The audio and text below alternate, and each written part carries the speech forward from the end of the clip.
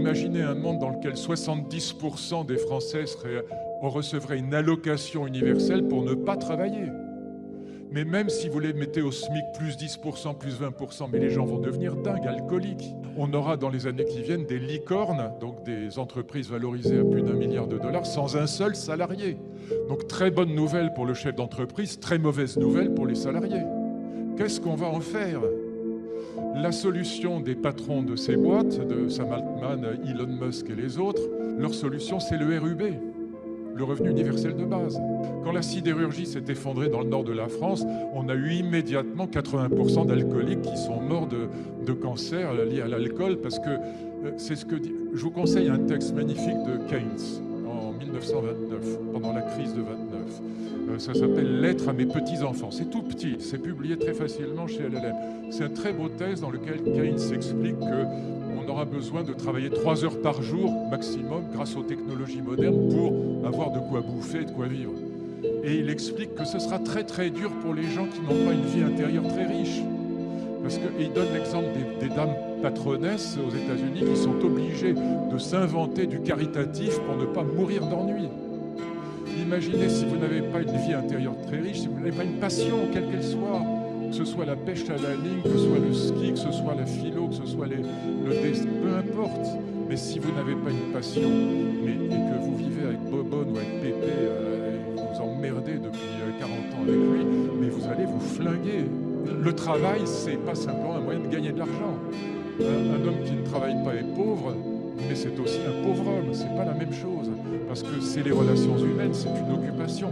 Et on se transforme soi-même en transformant le monde. Alors évidemment, tout dépend du travail. Il y a des travaux qui sont faits uniquement pour des amis, et puis d'autres qui sont passionnants. Mais d'une manière générale, mettre 70% des Français au RUB, c'est une catastrophe absolue.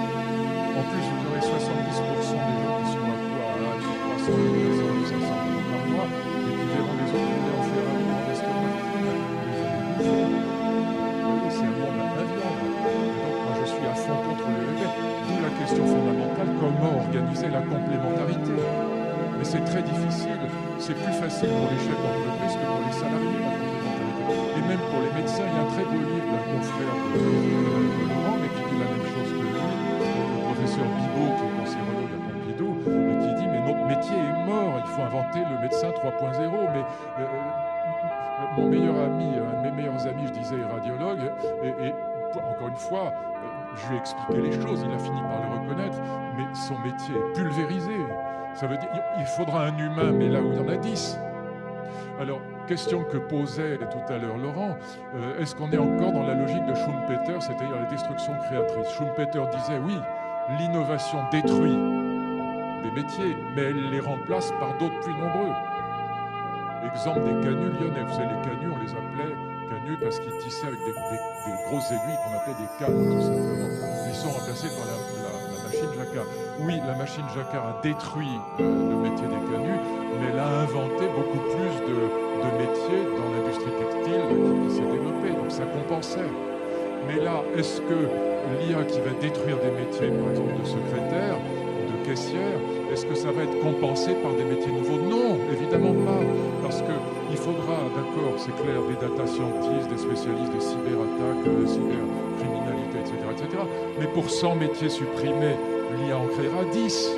Parce que c'est des métiers de bac plus 15. Vous voyez? Et donc, on a là un problème social qui est absolument énorme. Moi, pendant longtemps, j'ai dit... Envoyez vos enfants vers des métiers qui associent la tête, le cœur et la main. Ces métiers-là disparaîtront moins que les autres. C'est vrai. En clair, le radiologue disparaîtra avant le généraliste en médecine, et le généraliste disparaîtra avant l'infirmière. Pour retourner quelqu'un lui piquer le cul en lui disant que ça lui fera pas mal, ce qui est un mensonge, un humain est meilleur que la machine. Mais c'est plus vrai avec la robotique. Je parlais l'autre jour avec des jeunes qui fabriquent des robots infirmières. Vous voyez ? La robotique passe aujourd'hui ce qu'on appelle le paradoxe de Moravec. Moravec est quelqu'un qui avait défendu un paradoxe disant voilà, les robots sont meilleurs que nous pour faire des tâches extrêmement difficiles comme porter des containers, mais ils sont moins bons qu'un enfant de 5 ans pour lasser un lacet ou pour casser un œuf, faire un œuf sur le plat parce qu'ils écrasent les œufs. Mais c'est fini ce que disait Laurent Lebret. Maintenant, vous avez des robots qui sont plus sensibles que les humains, qui peuvent faire un œuf sur les plats sans écraser l'œuf et laisser cette chaussure. Donc on a là un problème énorme, mais qui devrait être préoccupé. Si j'étais encore ministre de l'Éducation, ce serait évidemment mon sujet numéro 1. Et jamais je n'interdirais ChatGPT, je le rendrais obligatoire.